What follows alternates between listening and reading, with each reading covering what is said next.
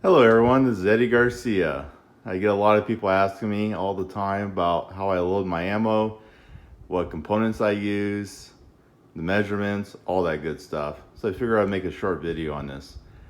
My current setup right now is a Dillon RL 1050 that I have connected to a Mark 7 1050 Pro Auto Drive, which I love this machine, by the way. I also have if I could go over here, got a Mr. Bullet Feeder on it, which I definitely suggest when you're running these auto drives. It's awesome.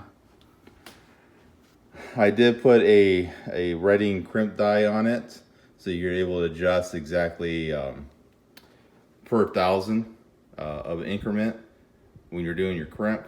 I do have a seating die as well, just haven't put it on yet. The rest of dies are Dillon dies.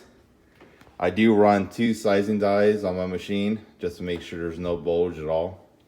Because sometimes when you're picking up brass off the range, you're picking up somebody else's, and you have no idea how big that chamber is. So I don't like case gauging, so I always run 2 sizing dies.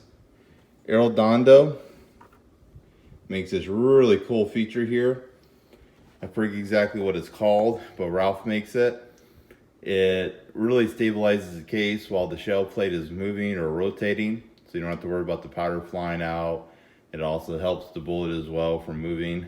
Now for the components that I choose to use for my personal use, starting with the brass, will be Starline brass. I love the Starline brass. I find it to be very consistent, very strong, and the stuff just lasts. I mean, I never have to worry about throwing this brass away. It just runs and runs. The only time I'm ever not able to use the brass again is either I lose it at the range or I'm at a lost brass match where I can't get it back. Definitely check them out. They're awesome. Awesome company. Next will be the Winchester primer. I use the small rifle loads. I've always have in the past. I never really changed. Some smiths will tell you that it will ruin your breech face. I haven't personally seen that. Maybe it's with different brands of primer, but I've never seen that with Winchester. I have guns that are easily 6 years or older that I still use in practice, and the breech face still looks great. I don't see it cratering in, eroding, or any of that bad stuff. The next would be the projectiles. I use the Frontier 121 grain match projectile. They're located in South Africa. They do import these in. I love them. I mean, they're very consistent, they're accurate, never have a problem with them. The next will be the powder. It's made by Hodgen CFE pistol. I've been using this powder since it ever came out. It's very consistent, it loads, it meters great. Typically when I go to a major match and I go in chrono, I'll probably see a feet difference, about 3 to 5 feet when they shoot 3 rounds to the chronograph. Never have a problem. I think this is a winning batch or a combination. It works great for me. So when I'm running the press, when I'm loading plated bullets, a lot of people like to put a lot of crimp on them, and you can't. So station 1 is the sizing die, and that's what's really supposed to keep the bullet in place, not the crimp for bullet setback. So what I like to do is, of course, get the brass fully sized, but I also like to only flare my brass to about 385 to 390. And you can see this one's a little short. There we go, about 385. And what I'm trying to do is, I don't want to flare the brass so much that the crimp has to overwork, but I just want to be able to do it where the brass itself is just allowing, or the flare of the brass is just barely allowing the bullet to seat in, to try to keep that bullet from having setback. So I usually recommend people flaring the brass around 385, 390, and that should work just fine. But I always try to do a little shorter. As long as the bullet's not flipping off, and as long as you're not ripping the bullet off, or the jacket, or the lead, whatever you're using, on the sides of the mount case, and it stays in place while you're loading, you should have enough flare. But again, like I said, I usually recommend about 385 and about 390. And that should work pretty well for you. So with the crimp itself, you know, the crimp is not supposed to hold the projectile in place. The crimp is supposed to remove the flare or the bell that you made in the case. So usually I see people, they'll get their calipers and they'll measure right about there and say, oh, 380.5, and I need to make it tighter. So they'll go ahead and crimp it out. But these calipers are so wide, you're measuring pretty much there all the way up. So you just want to measure the very tip of the case itself, or the case mouth. So typically what I'll do is I'll measure something like this, and it'll say 380.5. So what I'm doing is I'm actually measuring the thickness of the case and the projectile that's inside. Now I want to do is I usually put my calipers on top of the mouth case, so it's not on the case itself. Open it up just barely and just barely slip that case in. Now you can see I've lost a half a thou. So that's telling me that I have a half a thou of crimp on this case. I typically run anywhere from a half a thou to a thou crimp on my projectiles. And I'm really relying on the sizing of the brass or the die to hold that brass or that projectile in place. Again, the crimp is only really supposed to remove the flare. It's not supposed to hold the bullet in place. If you just keep making that crimp tighter, you will damage the projectile and you will see inaccurate or even feeding issues of the projectile. This is one of the projectiles that I just pulled with my bullet puller that we just measured the crimp on. So I'm going to rotate this around, and you can see the projectile is not deformed by the crimp. If anything, there's a slight ring right about where my fingernail is at, and that's what I want to see, just a slight ring, but nothing deforming. So when you're measuring your crimp and you think you have it right, pull the projectile and look at it. If it has a heavy crimp on it, back it off a little bit. And then pull the bullet again, or the projectile. And if you just see a very slight ring around and you're measuring your crimp the way I showed you, and you're still getting that half a thou to thou crimp, call it good at that time and go shoot the gun. But this is typically how I set my crimp up on plated bullets, or any other bullet that I shoot, lead, because I do shoot 45 at times. But this is what you want to look at. You just want a very slight crease on the projectile, not damaging it. So here's some loaded rounds that I just did, and this is super comp. So I typically try to get my overall length to be 1 inch 225 thousandths, and the machine's always going to have a little fluctuation in it. So that's pretty darn close, and I got a total of 5 rounds here. I always like to twist the brass, especially this is used brass. So, meaning that this has been shot who knows how many times. So the bottom of the head stamp could have a burr on it. So far it's pretty darn consistent.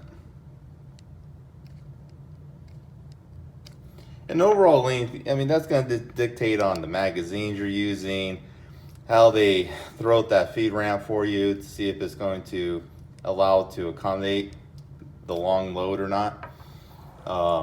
This is the length that I prefer, and this is usually what I run.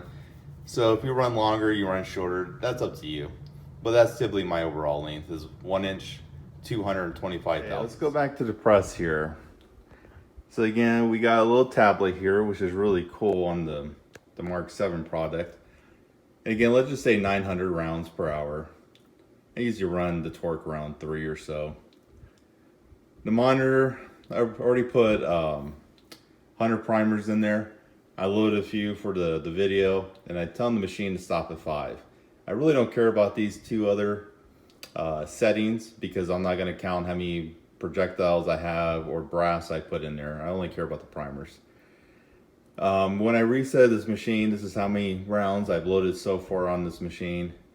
I loaded more, but this is when I reset it. I accidentally hit the reset button. And just by loading those rounds alone, that's telling me how many rounds I would have been loading per hour. So let's just say, for example, we just go ahead and hit run. So again, this is going to be loading at 900 rounds per hour. Now with my dwell that I have, it's actually loading around 698 rounds per hour. And you can see the machine just barely moving. So if I come back to the control, let's say 1200, it's moving a lot faster. So if we go back to monitor, again, it goes up to 846. I typically run my loads around 1800 rounds an hour, and that's going to give me a total of 1075. You can see the machine still running nice and smooth. Nothing out of the ordinary. If you see a problem, you can still stop it. How about the sensors here? So we got a decap sense. So if that's in the green, that means it's turned on. So I went and removed a piece of brass from station 1, and we're just going to hit run and see what happens. It's going to go down, but there was no primer for the sensor to detect.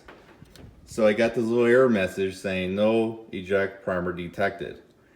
So typically what I'll do is if I ever see that, that is either I don't have a piece of brass in that station, or maybe the brass didn't have a primer in it, it didn't fall out. The whole thing is that station or that sensor is supposed to tell you if a primer didn't fall out, so it doesn't go to the next station and have a live primer try to load into a primer that did not fall out of the case. So typically when I see something like that, I'll look at the machine and say, oh, I don't have a piece of brass in, or I pull the brass out and see there's no primer in it.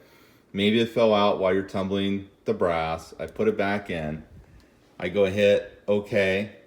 And this is what I typically do. I just hit end cycle. The machine will go back doing what it was supposed to do. Upstroke, downstroke, whatever the case may be. And then I'll just check out the stations, make sure everything's still fine. And then I'll just come over here and I'll just hit run again.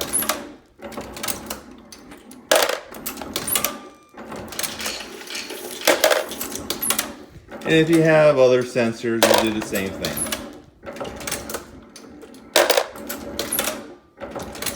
Again, if you want your machine to run faster, you'll have to play with this index speed, top dwell, bottom dwell, and that will make the machine run faster because it's not taking that much time to do those setups. Me personally, I just take my time. I really don't care. So I'm going to turn the case feeder back on here. Let's hit 24 rounds per hour and see what it looks like.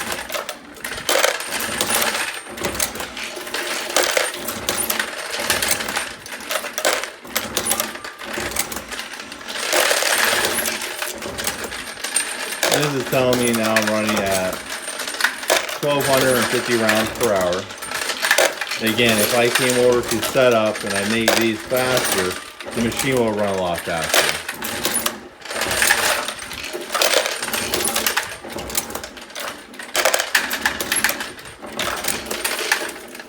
And right now, let's say we stop the machine, I'll say end cycle. It will continue doing what it's supposed to be doing, and then it'll stop at that time.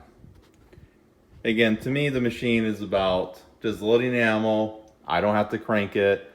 To me, there's no reason to run it super fast. I just want to load the ammo and shoot the gun. That's it. Now, an overview of the machine. I love the Mark 7.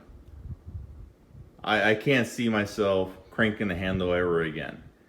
I will recommend this product to anybody and everybody. This thing definitely saves me time. I'm able to load.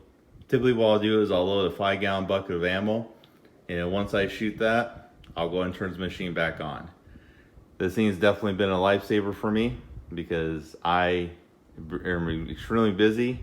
I'm always building guns, I'm always traveling, family, etc. So to this is a great product to have.